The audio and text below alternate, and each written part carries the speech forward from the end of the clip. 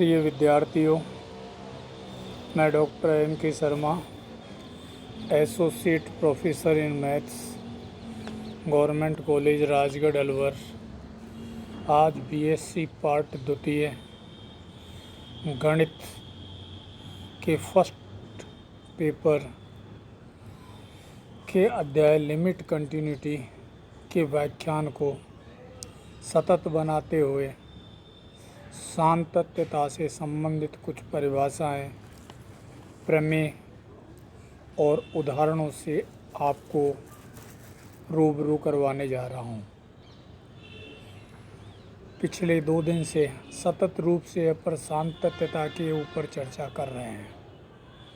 उसी कड़ी को आगे जोड़ते हुए मैं आज कुछ परिभाषाएं सातत्यता की आपके पास में इस डिजिटल माध्यम से पहुंचाने की कोशिश कर रहा हूं। एक बिंदु पर वाम या दक्षिण पक्ष से सातत्य जब कोई फलन होता है तो उसकी क्या परिभाषा होती है। यदि कोई बिंदु x बराबर a पर कोई फलन की बाईं सीमा और फलन की दाईं सीमा यदि फलन के उस बिंदु पर मान के बराबर होती है, अर्थात limit x tends to a minus बराबर limit x tends to a plus बराबर fa होती है, इन बाईं और दक्षिण सीमा में से किसी भी एक भी पक्ष का मान यदि फलन के मान के बराबर होता है तो वाम अर्थात limit x tends to a minus F X यदि fa के बराबर होती है तो वाम पक्षीय सातत्यता कहलाती है, और limit x tends to a plus F X यदि वो fa के बराबर होती है तो बिंदु A पर दक्षिण पक्षीय सातत्यता कहलाती है। ये एक बिंदु पर वाम या दक्षिण पक्ष से सातत्यता की परिभाषा है। इसके आगे विवृत अंतराल में हम सातत्यता के बारे में आपसे डिस्कशन करें। कोई फलन f विवृत अंतराल a v, ये जो है हमारे पास में ये विवृत अंतराल का चिन्ह होता है। तो विवृत अंतराल में क्या होता है कि जो फलन इसमें परिभाषित होता है वो फलन बिंदु A और B पर कभी भी नहीं परिभाषित होगा, क्योंकि मामला विवृत अंतराल का चल रहा है। अपन थोड़ा सा आगे की तरफ चलें।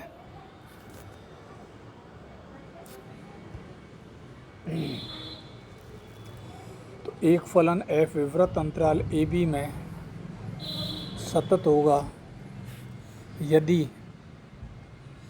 फलन f अंतराल के प्रत्येक बिंदु पर सतत है।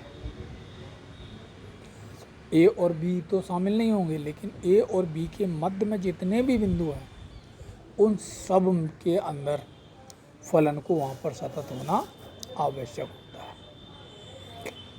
इसी तरीके से संवृत अंतराल में सतत की बात करें तो ये जो अंतराल अभी मैं आपके सामने लिख के बतला रहा हूँ विद्यार्थियों, ये हमारा संवृत अंतराल होता है। और संवृत अंतराल में बिंदु A और बिंदु B दोनों ही उस अंतराल में शामिल होते हैं। तो कोई फलन f संवृत अंतराल AB में सतत कहलाता है यदि पहली बात तो यह है कि AB के विवृत अंतराल में सतत होना चाहिए। दूसरी जो कंडीशन है वो ये है कि बिंदु ए पर वो दक्षिण पक्ष की ओर से सतत होना चाहिए। इस बिंदु पर वो दक्षिण पक्ष से सतत होगा और बिंदु बी पर वाम पक्ष से सतत होगा। इस पे दक्षिण पक्ष से सतत होगा और इसमें वाम पक्ष से सतत होगा। तो ऐसे फलन को अपन संवृत अंतराल में सतत कहेंगे। ये सातत्यता की आपके पास में कौशी परिभाषा, हैनी परिभाषा और उनसे हट के ये कुछ परिभाषाएं मैंने आपको अभी बतलाई है।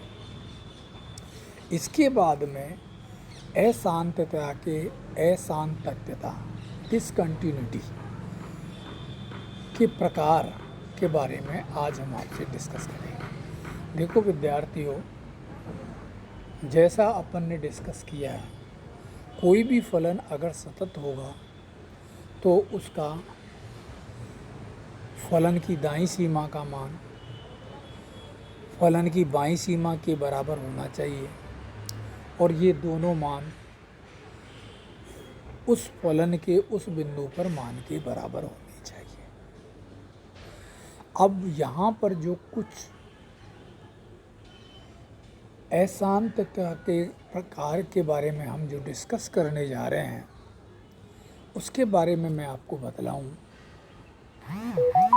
फलन अशांतत्व कब होगा? फलन के अशांतत्व होने के लिए या तो बाईं सीमा और दाईं सीमा बराबर नहीं होगी। अगर बाईं सीमा और दाईं सीमा बराबर हो गई तो फलन के मान के बराबर नहीं होगी।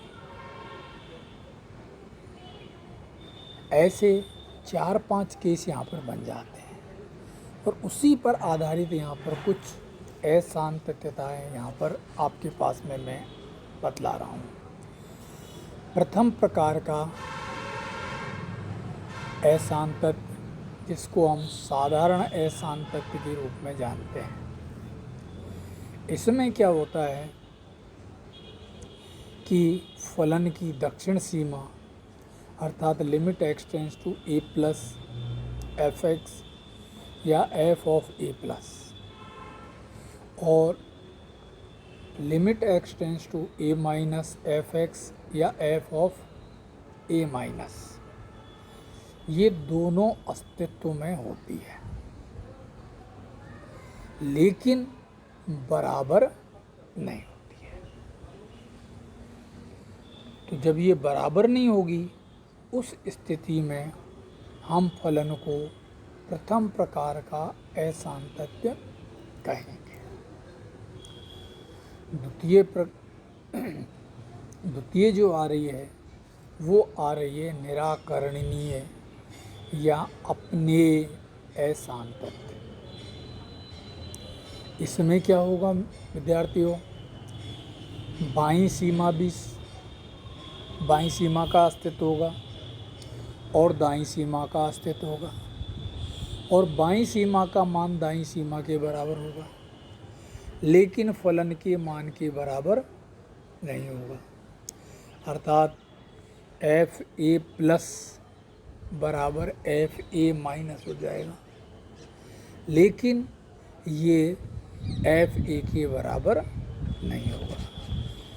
और इसको हम यूँ भी कह सकते हैं कि limit x tends to A F X संभव है लेकिन ये एफ ए के बराबर नहीं है।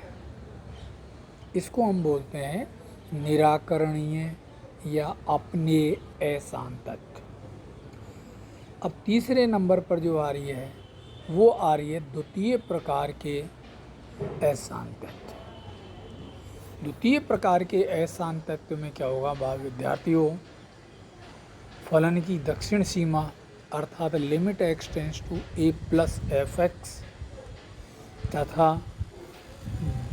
फलन की दाईं सीमा limit x tends to a minus F x, इन दोनों का अस्तित्व ही नहीं होगा। अर्थात इनका कोई निश्चित मान निकल के नहीं आएगा। तो इस टाइप के जो फलन होते हैं वो सदैव द्वितीय प्रकार की असांतत्यता को दर्शाते हैं। एक चौथे प्रकार की जो असांतत्य आ रही है वो है मिश्रित असांतत्य। इसमें क्या होता है विद्यार्थियों, फलन की दाईं सीमा अर्थात limit x tends to a plus F x या फलन की बाईं सीमा lim f of a minus zero या limit x tends to a minus F x, इन दोनों में से केवल एक ही अर्थात या तो बाईं सीमा या दाईं सीमा, दोनों में से एक ही परिमित रूप से विद्यमान होती है। जिस फलन के लिए केवल या तो LHL होती है या RHL अस्तित्व में होती है वो मिश्रित असांतत्यता को दर्शाते हैं। 5वें नंबर पर हमारे पास में आती है अपरिमित असांतत्य। इसमें जो बाईं सीमा एफ ऑफ ए माइनस अर्थात limit x tends to a minus F x या limit x tends to a plus F x f of a plus, ये दोनों ही मान अपरिमित होते हैं। तो उस स्थिति में हमारे पास में अपरिमित असांतत्यता वो फलन दर्शाता है। अंत में हमारे पास में आती है ऑसिलेटरी डिसकंटिन्यूटी, दोलन असांतत्य। जैसा ऑसिलेशन दोलन के नाम से ही स्पष्ट है, यहाँ पर फलन f बिंदु A के एक ओर या दूसरी ओर दोलन करे। जब हम बाईं ओर देखें तो वो दाईं ओर दोलन करे और जब हम दाईं ओर देखें तो वो बाईं ओर दोलन करे। तो उस बिंदु पर फलन की असांतत्यता दोलनीय असांतत्यता कहलाती है। तो ये कुछ प्रकार है हमारे पास में असांतत्यता के। तो असांतत्यता में फलन की जो सीमा है उसका मान महत्वपूर्ण है और सीमा के लिए फलन की बाईं सीमा और दाईं सीमा का अस्तित्व होना आवश्यक होता है। अब हम थोड़ा सा और आपको आगे बतलाएं जिसमें सतत फलनों के बीजगणित के बारे में आपको अध्ययन करवाएंगे। हमारे पास में किसी दिए हुए प्रांत कैपिटल डी में दो फलन f और g सतत दिए हुए हैं, या तो वो कॉची परिभाषा को संतुष्ट करते हैं या फिर हेनी परिभाषा को संतुष्ट करते हैं। उस स्थिति में दोनों फलनों का योगफल अर्थात f प्लस g या दोनों फलनों का अंतर अर्थात f माइनस g या फिर दोनों फलनों का गुणनफल f g वो दिए हुए प्रांत D के अंदर सतत होता है। ये सतत फलनों की बीजगणित है।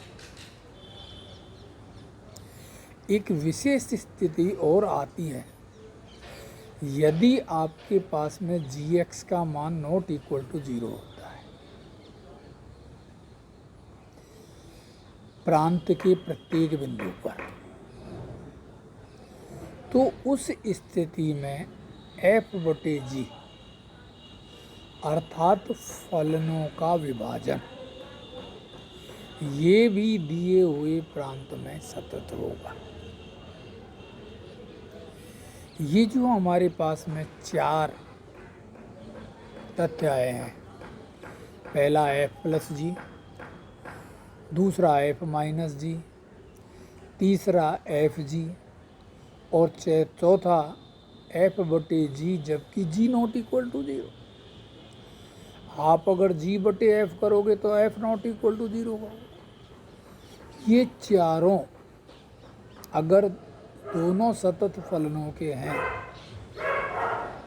तो कौशी परिभाषा से या हेनी परिभाषा से इन के प्रमाण को हम बड़े सहजता से प्रमाणित कर सकते हैं। आपके लिए पुस्तक में दिए हुए हैं।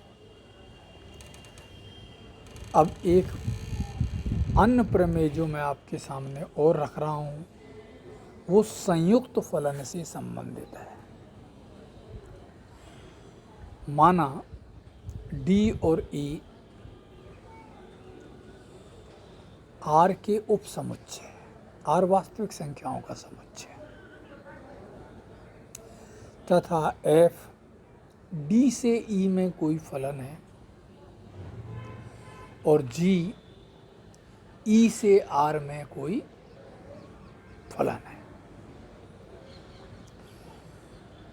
दोनों फलन अपने अपने प्रांत, अर्थात एफ फलन का प्रांत डी होगा और जी फलन का प्रांत ई होगा, इस पे दोनों फलन कैसे हैं? सतत है। तब इन दोनों का संयुक्त फलन, इन दोनों का संयुक्त फलन अपने पास में जीओ एफ होगा। जीओ एफ प्रांत डी में सतत होगा। ये संयुक्त फलनों की परिभाषा से पहले आप संयुक्त फलन क्या होता है उसको पकड़ोगे और उसके बाद में अब संयुक्तता सतत फलनों के ऊपर हम दर्शा रहे हैं। तो संयुक्त फलन जीओ एफ जो है, अर्थात दोनों फलनों का जो संयुक्त है वो प्रांत डी में कैसा हो जाएगा? सतत। तो ये दोनों प्रमेय आप बड़े सहजता से कर सकते हो। एक छोटा सा उदाहरण मैं आपके सामने ले रहा हूँ। कोई फलन एफ एक्स आपको दिया हुआ है जिसका मान आपको मापांक एक्स प्लस मापांक एक्स माइनस दिया हुआ है। इस फलन का हमको x बराबर 0 और x बराबर 1 पर सातत्यता परीक्षण करना है, कंटिन्यूटी की जांच करना। विद्यार्थियों, उदाहरण को करने से पहले हमारे पास में मापांक मॉडुलस की परिभाषा आनी चाहिए। तो मापांक x की जो परिभाषा है वो कुछ इस तरीके से है। मापांक x बराबर x जबकि x ग्रेटर देन 0।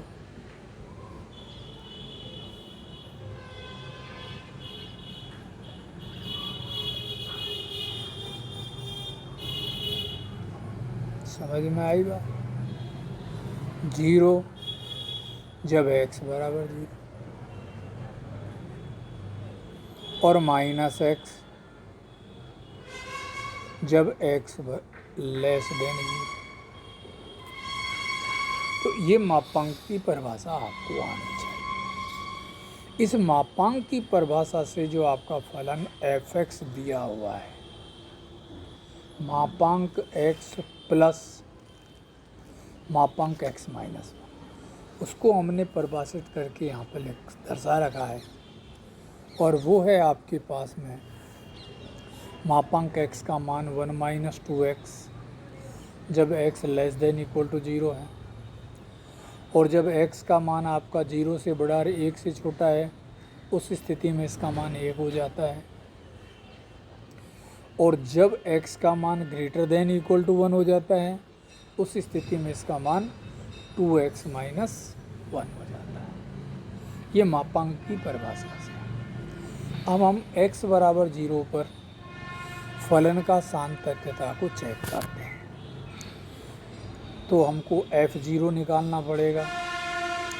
वो आप fx जो दर्शा रखा है वहाँ से निकालोगे, 1 आ जाएगा। फलन की बाईं सीमा अर्थात f0 माइनस अर्थात limit x tends to 0 minus fx, इसको जब टेबुलेट करेंगे तो 1 आ जाएगा।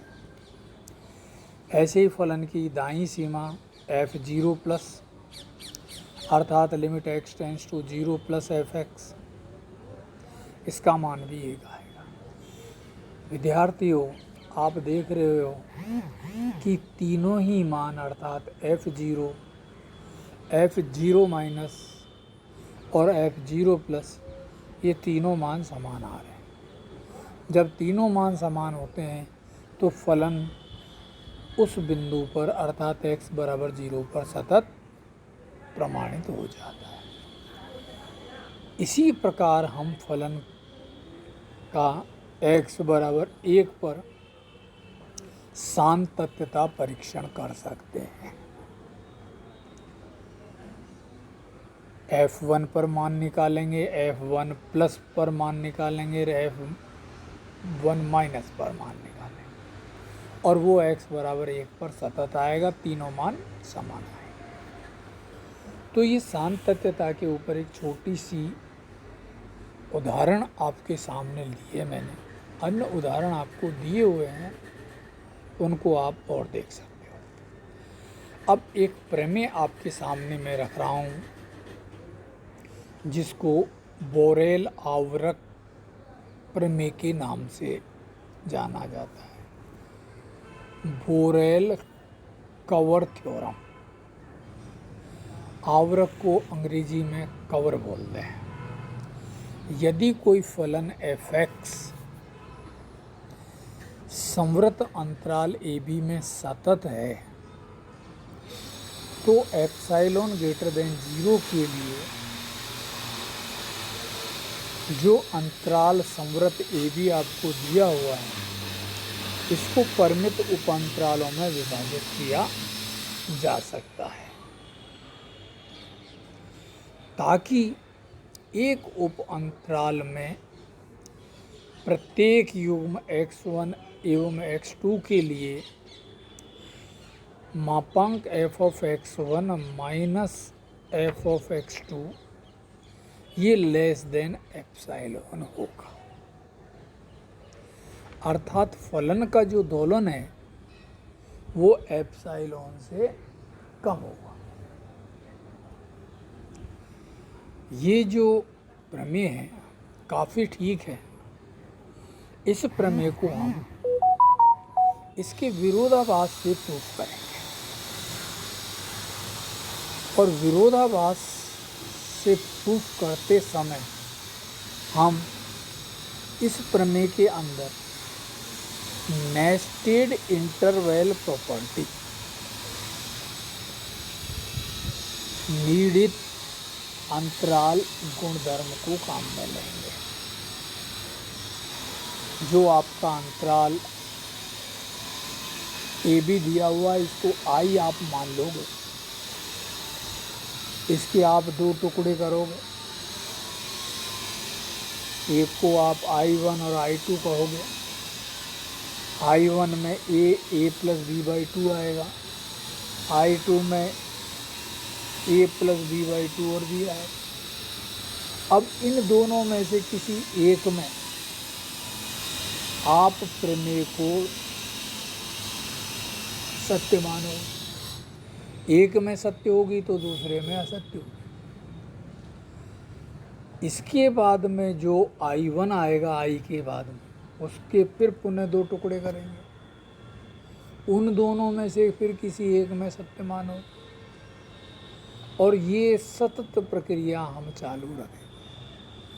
आप देख रहे हो कि शुरू में जो अंतराल है उसकी लंबाई जो है वो b माइनस ए होती है, लेकिन जब I1 को आप देखोगे तो लंबाई b माइनस ए बटे 2 हो जाएगी। इससे अगले वाले को देखोगे तो b माइनस ए बटे 2 का घात 2 हो जाएगी। अर्थात जो अंतराल की लंबाई है धीरे धीरे कम होती जाएगी और टेंड्स टू 0 होगी, 0 नहीं होगी, 0 की तरफ अग्रसर होगी। कब होगी? जब अंतरालों की संख्या अनंत की तरफ बढ़ेगी। ये जो मैंने आपसे बोला है ये ही क्या है? नीडित अंतराल गुणधर्म। यहाँ पर I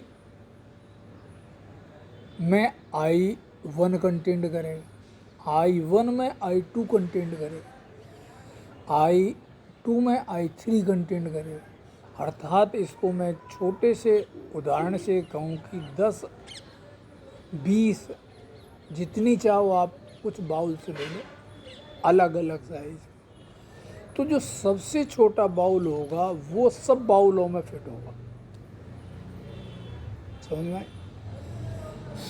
तो इस तरीके से इस प्रमेय को हम बड़े आराम से प्रमाणित कर सकते हैं।